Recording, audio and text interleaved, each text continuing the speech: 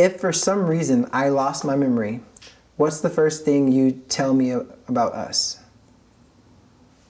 That you were my immaculate conception. What does that mean? Okay. So in the Bible. I know, but like I'm just saying, like you didn't. Well, because like you're mine. Like I feel like you're all mine. Like I didn't have to share you with anybody, and like you're me, like totally me, like a product of me. Your energy, your spirit, your sense of humor. Sometimes your sarcasm a little stiffer, Try. you know, but do your best impression of me. Like I was saying, your word has to get said, so it's like you just get it. Like, yeah, it's just like I know, but what I was saying was like, Okay, yeah, that's real. Yeah. What's the hardest thing about being my mother that I may not realize? Trying to parent as a mom and a dad. You know, even though being successful as a single mom,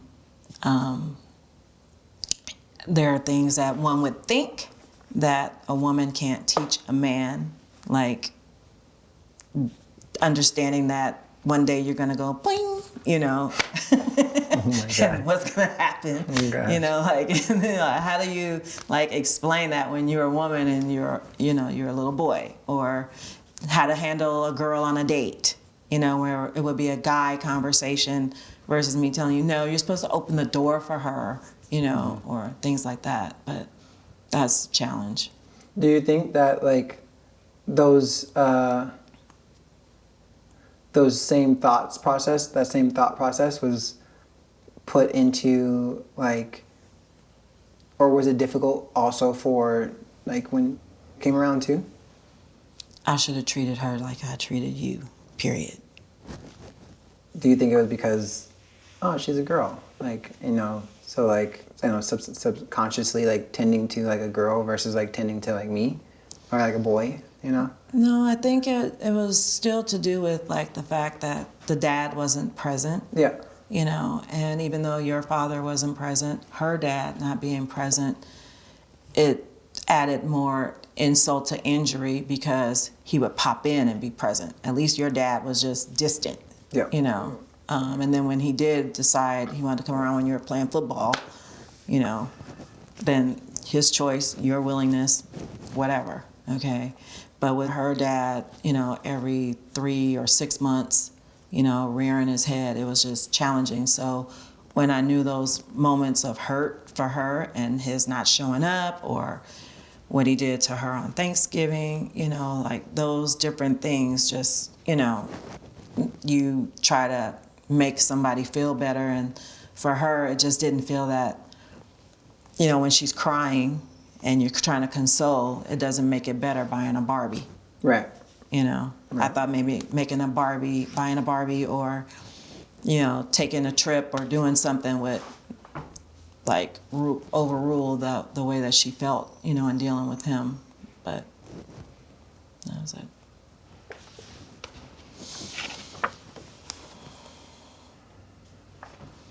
What's the pain in me you wish you could heal?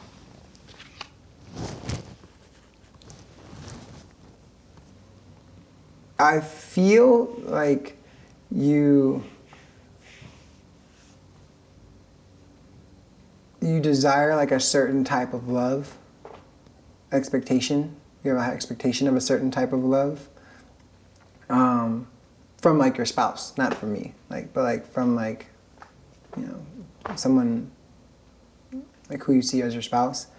And I think you see like people like Bama, like, and your dad, you know, had like having like a family, like a household, like, you know, to admire and build on, you know.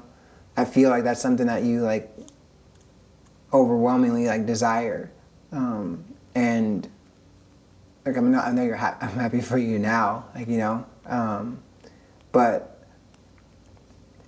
lot of trips around the sun before you actually got to it, you know.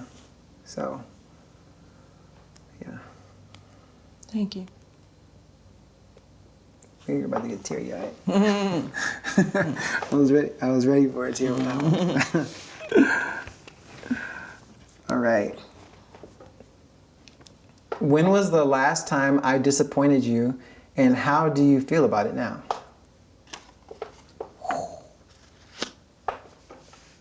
I have an idea. Because you've only disappointed me really once. In your whole life, you disappointed me once. I have an idea. Yeah. The end of freshman year. Yeah. At ASU, you know, gone through so much with football, your choices, you know. I'm looking at football as being an avenue to help ease my pocket, not just for you to play, because I didn't care if you played professional, but you wanted to play. It wasn't even so much about the choice.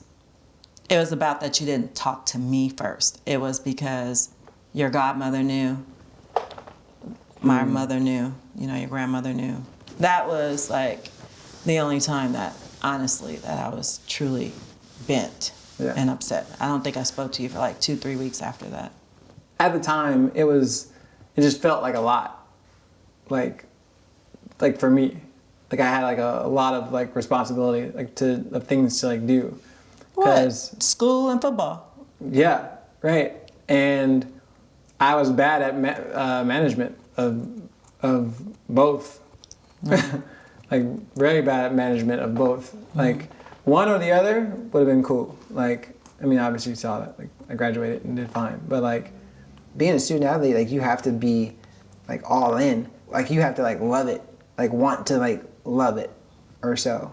Not just be like good at it, but like love it and do it. Because like you have to get past that hurdle of like wanting to exhaust yourself to attain whatever that is, you know? Yeah. And I understood that. I mean, after the fact, I figured if you weren't in it and loving it that way, that you would have ended up getting hurt and it could have been catastrophic. And so then also I don't remember exactly because it was like so long ago, but I think that at the time, like I told like the other people around you or whatnot, because I wasn't ready to tell you because I knew you would have been mad. Like, I was. Yeah, so like That's we were. why I was even madder because I called the so like I knew that you would have been like, mad. well, he quit 3 weeks ago. I'm like, what? Yeah. Yeah. So it was a long time. Yeah. Yeah.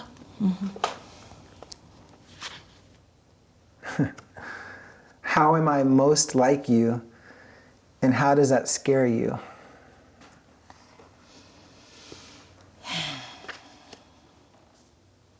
You're most like me because you're outgoing and you have a very solid friend base and people, you're like a magnet. People want to be around you and enjoy you.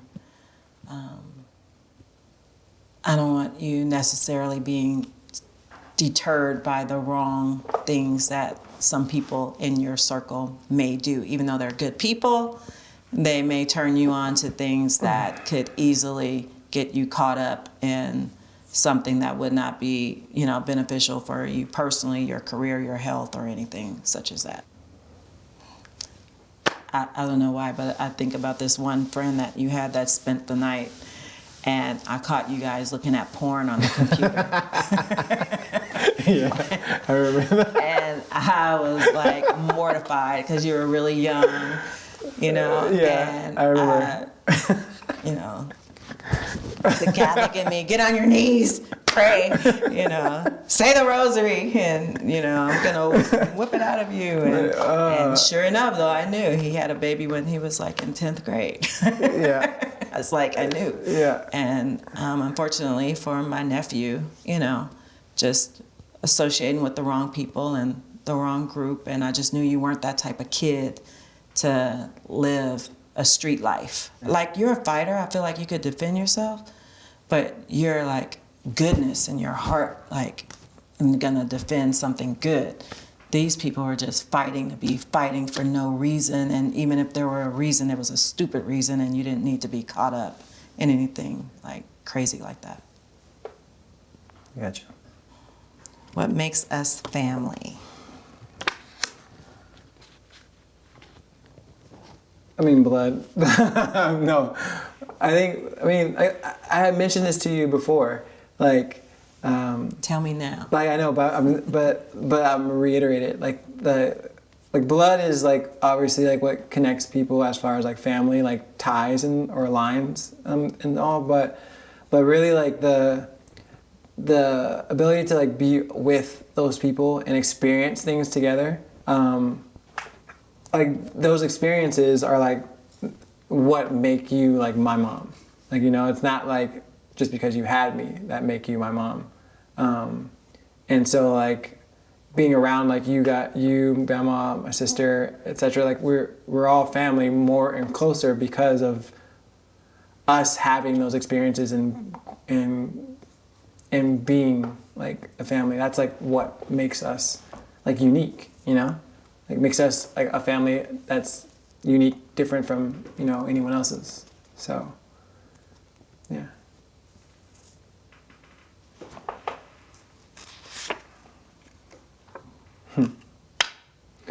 How do you love me? So hard, so deep.